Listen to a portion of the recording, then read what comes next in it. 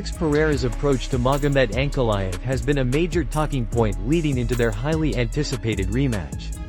Many analysts believe that in their first meeting, Pereira showed too much respect for Ankalaev's wrestling ability.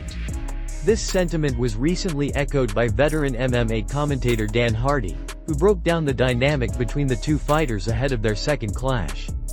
Hardy noted that throughout UFC history, fighters with strong grappling backgrounds, such as Khabib Nurmagomedov, have successfully used the threat of the takedown to open up striking opportunities. According to Hardy, this psychological pressure seemed to play a role in Pereira's performance during his first fight with Ankalaev. Even though Ankalaev is widely regarded as a confident striker, the looming possibility of a takedown appeared to force Pereira into a more cautious approach than usual. Pereira wasn't quite sure which version of Ankalaev he was going to get, Hardy explained. Ankalaev's wrestling is always there as a backup plan, even if he doesn't want to lean on it. Just the idea of that threat seemed to make Pereira hesitate in key moments. Hardy compared Pereira's past performances to highlight the contrast. Against fighters like Sean Strickland, Pereira thrived when opponents came forward into his range. Against Chimaev Hill, he was able to apply steady pressure and walk his opponent down.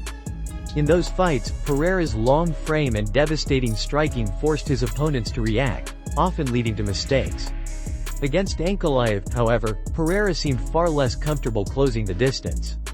This hesitation could be a critical factor as the rematch approaches. Pereira, known for his precision and knockout power, operates best when he can dictate the pace, set traps, and use his counter-striking to punish incoming attacks. If he spends too much time second-guessing Ankalaev's intentions, whether the Russian-born fighter is going to shoot for a takedown or stand and trade, Pereira risks losing the initiative once again. Despite the outcome of their first fight, Pereira appears determined to make adjustments. He has already returned to Las Vegas to prepare for the rematch, staying in the same house that served as his training base before his UFC 300 victory over Chimaev Hill. In a recent video uploaded to his YouTube channel, Pereira gave fans a tour of the property and offered a glimpse into his training camp. He and his team seemed focused and intent on reclaiming the championship belt that slipped away. Whether Pereira can replicate the explosive performance he displayed at UFC 300 remains to be seen. The stakes are enormous. A victory would solidify his place among the UFC's elite, while another loss to Ankalaev could force a major reassessment of his strategy at light heavyweight. One thing is clear, though, Pereira knows what went wrong in their first meeting, and he seems fully committed to proving he can overcome both the psychological and tactical challenges that Ankalaev presents in the rematch. Charles Oliveira's future at UFC Rio has become one of the biggest storylines heading into the October card. Originally slated to face Rafael Fiziev in a pivotal lightweight bout, Oliveira saw his opponent withdraw due to injury, leaving the former champion without a dance partner. The UFC has been scrambling to find a suitable replacement, and multiple names have surfaced, including Diego Lopes, Joaquim Silva, and perennial contender Mateusz Gamrot. But Oliveira's recent comments suggest he may not be interested in accepting just any opponent on short notice, particularly one with a drastically different fighting style from the man he had been preparing for. Diego Lopes was one of the first fighters to publicly volunteer to step in. Despite normally competing at featherweight, Lopes stated in an interview that he'd happily move up to 155 pounds to take on Oliveira in Brazil. He called Oliveira a legend of the sport and said he would never turn down such an opportunity. Likewise, Joaquim Silva, who also secured a win on the same card as Lopes, said he was ready to make weight and step into the Octagon with Oliveira if offered the fight. Both men emphasized their admiration for Oliveira but also underscored their eagerness to capitalize on such a high-profile chance. Meanwhile, Mateusz Gamrot has been the most vocal about wanting the matchup. Taking to social media, Gamrot directly called out Oliveira, pointing to his own readiness and grappling pedigree. He argued that despite Oliveira having a full training camp, he himself would still accept the fight on 2 weeks' notice. Gamrot even accused Oliveira of being hesitant to face a grappler of his caliber, posting a photo of himself holding a duck alongside references to Oliveira's record-setting number of UFC submissions. Oliveira, however, pushed back on the narrative during an interview with Brazilian outlet Artravana. He explained that his training camp had been tailored specifically for a striker like Fiziev, someone who comes from a stand-up background and defends takedowns. Shifting on just 2 weeks' notice to prepare for a dominant grappler like Gamrot would be a completely different tactical challenge. It's very complicated, Oliveira said. With 2 weeks to go, I would have to change my entire game plan. I've been training like crazy for this card, but you have to understand, if they offer me someone with a completely different style, it's not as simple as just saying yes.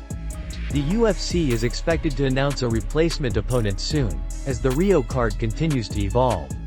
Vicente Luque is rumored to be facing Joel Alvarez after Santiago Ponzinibbio's withdrawal, and other matchups are being reshuffled. For now, all eyes are on Oliveira. Whether he sticks to his stance or ends up facing an entirely new challenge in front of his home crowd in Brazil. Sean O'Malley is already looking ahead to one of the most unusual and potentially historic events in UFC history. A card at the White House in 2026. UFC President Dana White has teased big plans for this event, which would mark the promotion's first ever show at the iconic location. The one catch? As of now, there are no American-born champions positioned to headline such a monumental card. But that could change soon, and O'Malley has his eyes on a very specific scenario. Corey Sandhagen is set to face Merab Dvalishvili in a pivotal matchup that could decide the future of the bantamweight division. If Sandhagen emerges victorious and captures UFC gold, O'Malley believes a fight between the two would be the perfect headliner for the White House card next summer.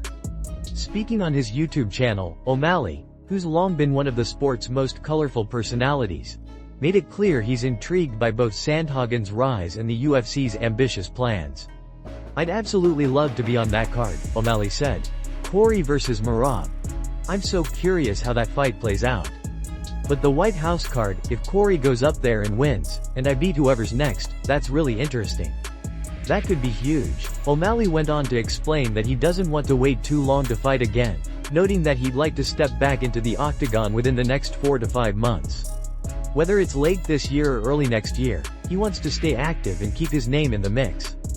"It could be June, could be International Fight Week, could be July, but I want to get one in soon," he added. For O'Malley, the timing is critical. While he remains one of the biggest stars in the division, he's currently on a 2-fight skid.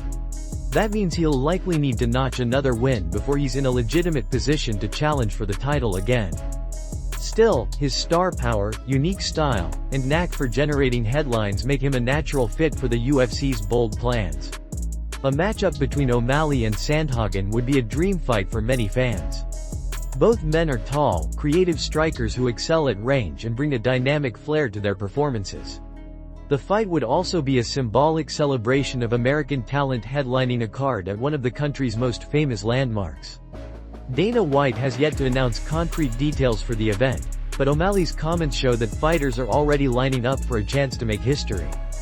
If the stars align, Sandhagen captures the title, O'Malley gets back in the win column, and the UFC finalizes its White House card, fans could be treated to one of the most high-profile and unique main events in the sport's history. Until then, O'Malley seems laser-focused on staying active and ready for whatever opportunities come his way. Tom Aspinall knows exactly what's at stake when he steps into the octagon against Ciryl Gane at UFC 321. The two heavyweights will headline the October 25th card in Abu Dhabi, a high-profile event that could shape the future of the UFC's heavyweight division. For Aspinall, this fight marks his first defense of the undisputed heavyweight title after being elevated from interim champion following Jon Jones' temporary retirement. With speculation still swirling about a potential showdown between Jones and Aspinall in 2025, the British fighter understands the weight of the moment, but he insists Gane is under just as much pressure as he is. Speaking at a recent promotional event, Aspinall said he welcomes the pressure but also knows it cuts both ways. "There are two types of athletes," he explained. "There are those who let pressure wear them down and there are those who shine under it. I'm definitely part of the latter group, but it's not just me who's feeling it. This is Cyryl's third shot at a title, and he failed in his first 2 attempts. That's a lot of pressure on him as well. There's pressure on both of us." Aspinall also shared a more personal view of what's on the line every time he competes. "Every fight I go into, there's pressure," he admitted. "I don't want to get beat up in front of millions of people. That's the biggest pressure for me. So there's always going to be that feeling. But I try to use it as fuel to perform at my best. Ciryl Gane, meanwhile, faces his own crossroads. Having lost previous title opportunities to Francis Ngannou and Jon Jones, another defeat here would likely extend his path back to contention.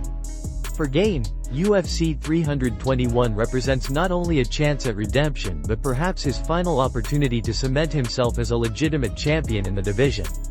Aspinall, however, is embracing the high expectations surrounding him. Many analysts and fans already view him as the best heavyweight in the world. His well-rounded skill set, combining speed, grappling, and crisp striking, has made him one of the most dangerous big men on the roster. A win over Gane would not only strengthen his hold on the championship but also further intensify public demand for the long-anticipated fight with Jon Jones. Interestingly, Aspinall also hinted at a future beyond MMA. In a recent interview with Bloody Elbow, he acknowledged that a move to professional boxing could be on the horizon if he manages to clear out the UFC's heavyweight division. If I get to the stage where I've beaten everyone and there's nowhere else to go, then yeah, maybe boxing is something I'd look at, he said. For now, though, my focus is on Ciryl and keeping this belt. With both men under enormous pressure and a title on the line, UFC 321 is shaping up to be one of the year's most pivotal heavyweight showdowns. Khamzat Chimaev has once again shown that he's not fazed by any challenger calling his name. This morning, Rainier de Ridder, RDR, a two-division champion in one championship now competing under the UFC banner, stirred the pot during an interview with MMA Junkie. De Ridder made it clear that he believes he, not Nassourdine Imavov, should be next in line for a UFC title shot. His comments immediately put him on a collision course with Chimaev, who was quick to respond. During the interview, de Ridder laid out his reasoning. "I don't want to wait. I want to line myself up to fight maybe before Ramadan," he said. "If Khamzat wants to fight before Ramadan, I want to be ready for that time. I want to fight right now." He also noted that the UFC had tried to keep him on a fight card in Vancouver earlier this year, which helped him stay active and prepared for a quick turnaround. When asked specifically about the possibility of Imavov getting the next title shot, de Ridder didn't hesitate to voice his disagreement. No, I'm next," he declared. "We just got a new batch of Chechen guys at the gym. I've been working a lot on my wrestling with those guys over the last couple of weeks. And of course, I'm already preparing for what a title fight with Khamzat would be like." De Ridder's words were a clear statement of intent, painting himself as the logical challenger and hinting that he's already game planning for Chimaev's wrestling heavy style. Khamzat Chimaev, known for his no-nonsense approach, wasted no time firing back. On social media, he responded with a brief but pointed statement, "Doesn't matter. Same. It was classic Khamzat, short, confident, and unmistakably defiant. To him, the opponent's name is irrelevant. He believes he's the superior fighter no matter who steps into the cage." Whether it's de Ridder or Imavov, Chimaev's message was clear. The outcome will be the same.